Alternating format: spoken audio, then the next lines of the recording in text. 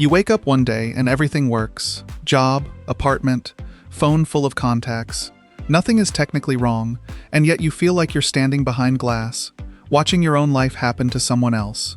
That's not dramatic. That's not weakness. That's something millions of people feel right now, today, and have no language for, because the story we've been told about why it happens is almost entirely wrong. Here's the version most of us grew up with. Depression is a brain problem, a chemical imbalance. Something misfired, something ran low, and the fix is pharmaceutical. And look, for some people, medication genuinely helps. But what if that story, the one doctors repeat, the one we whisper to ourselves at 2 a.m., is only a fraction of the truth? What if the pain isn't a malfunction? What if it's a message? In his book Lost Connections, journalist Johann Hari spent years investigating the real causes of depression and anxiety. What he found didn't just surprise him. It quietly dismantled everything the modern world assumes about human unhappiness. The thesis is uncomfortable. Depression is not a broken brain producing wrong feelings. It is a signal that your life has been stripped of the things human beings genuinely need to survive. Not physically survive, but survive as a person. Think about that for a second, because if it's true, it changes everything about how you interpret your own pain.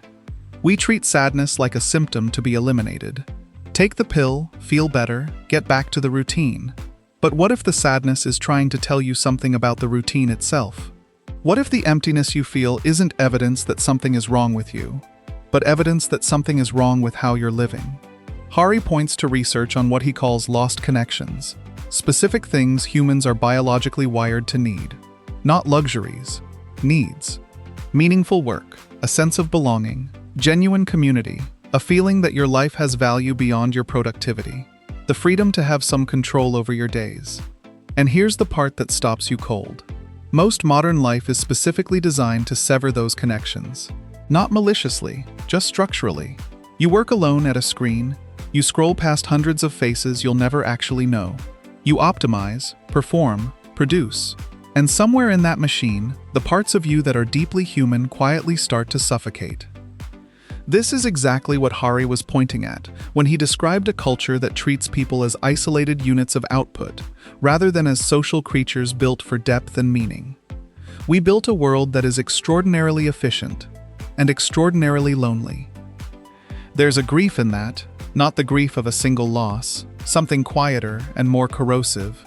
The grief of slowly realizing you've been living in a way that was never going to feel like enough, no matter how hard you tried. Because the missing piece wasn't inside you. It was in what had been taken away. If this just gave language to something you've been quietly carrying, that's exactly what this channel is for. One book, one honest conversation, one real idea at a time.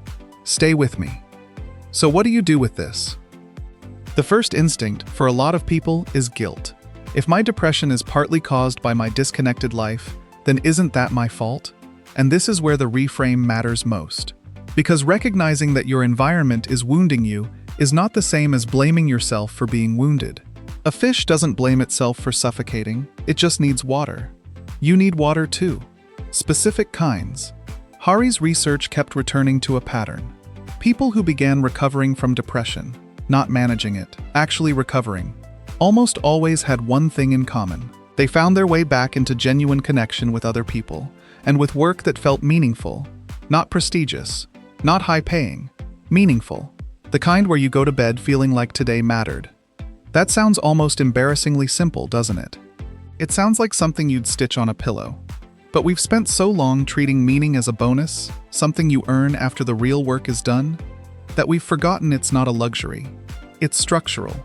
It holds the whole thing up. Here's a thought experiment. Imagine two people. One takes medication and stays in the same job, the same isolated routine, the same city where no one knows their name.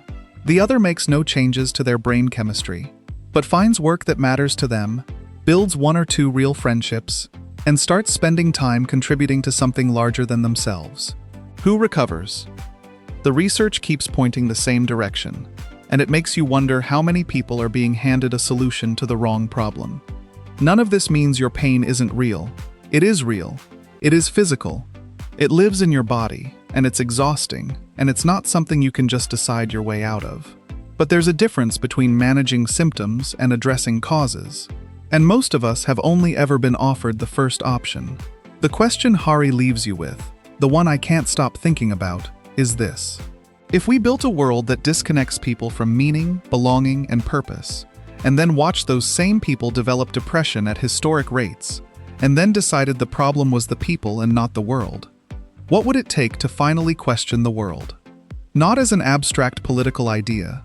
As a personal one, in your own life, what connection have you been slowly starving? What piece of meaning have you been telling yourself you'll get to later? What would it look like to stop treating your unhappiness as a flaw to be corrected, and start treating it as information worth listening to? Lost Connections by Johann Hari is worth your time, especially if this struck something real in you. Your pain has been trying to tell you something. The only question is whether you're ready to hear it.